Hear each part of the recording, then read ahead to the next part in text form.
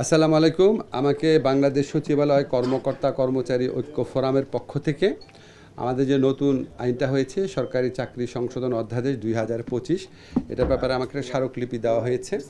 তো ওনারা আমার সাথে আলোচনা করেছেন, অল্প আলোচনা করেছেন, বেশি আলোচনা হয় নাই। তো ওনারা তো এই আইনটার ব্যাপারে ওনাদের অনেক আপত্তি আছে। আর আমরা সরকারের পক্ষ থেকে আমি আপনাকে এটুকু বলতে পারি যে ওনাদের আপত্তিগুলো শোনার পূর্ণ মানসিকতা আমাদের রয়েছে।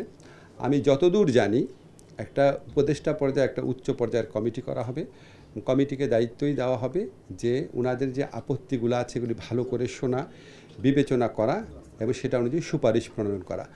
তবে আপনাদেরকে কাইন্ডলি একটু স্মরণ করিয়ে দেই, কমিটি কিন্তু সিদ্ধান্ত দেয় না, কমিটি প্রস্তাব দিবে।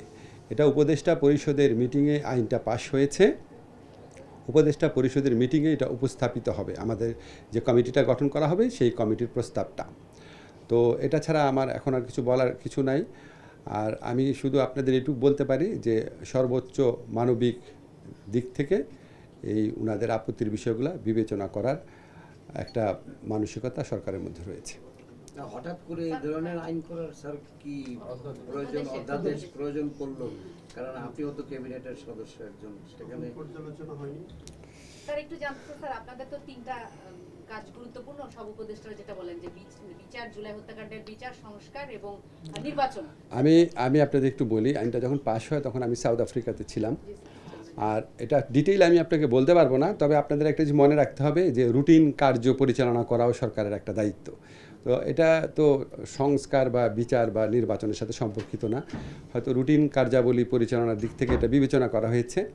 যেহেতু এই কমিটি গঠন করা হয়েছে তার মানে হচ্ছে আমরা তো পুনর্বিবেচনার স্কোপ রেখেছি। এখন কমিটি আপনারা সম্ভবত আজকে কালকের মধ্যে জেনে যাবেন, বাট কমিটি গঠনের সিদ্ধান্ত হয়েছে উপদেষ্টা পর্যায়ে, এটা আমি আপনাদের নিশ্চিতভাবে বলতে পারি।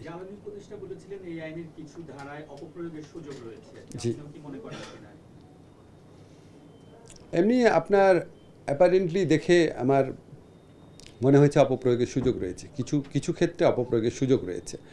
তো অপপ্রয়োগের সুযোগ থাকা তো কখনো একটা মানে প্রত্যাশিত ব্যাপার হতে পারে না।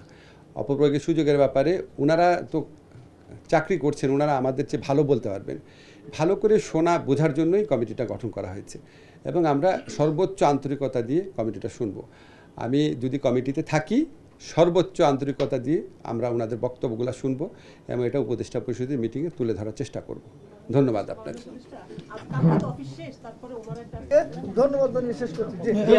আমি একটু বলতে চাই, সেগুলো আমাদের সাথে আপনাদের সাথে যে আলোচনা হয়েছে, এরই আংশিক বা পূর্ণাঙ্গ রূপে এই বিষয়টা এই পর্যন্ত আমাদের সাথে আলোচনা হয়েছে। তবে একটা বিষয় আমরা তার কাছে তুলে ধরেছি যে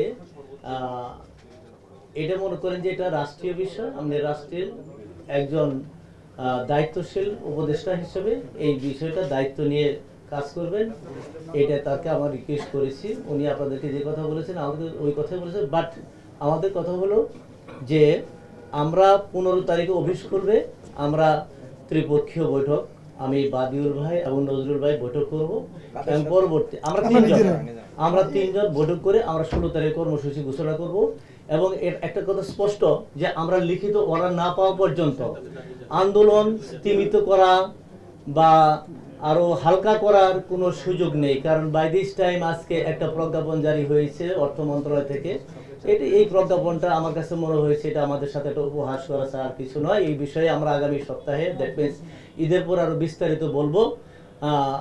আমাদের পক্ষ থেকে স্পষ্ট বার্তা যে আইন বাতিল না করা হলে আমাদের আন্দোলন দুর্বার গতিতে চলবে, এটা স্থগিত করার অথবা দুর্বল করার কোনো সুযোগ নাই।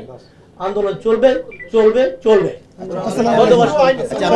সবাইকে ঈদের সাংবাদিক ভাইরা আপনারা অনেক কষ্ট করেছেন, আজকে সারাদিন কষ্ট করেছেন। এখন আমাদের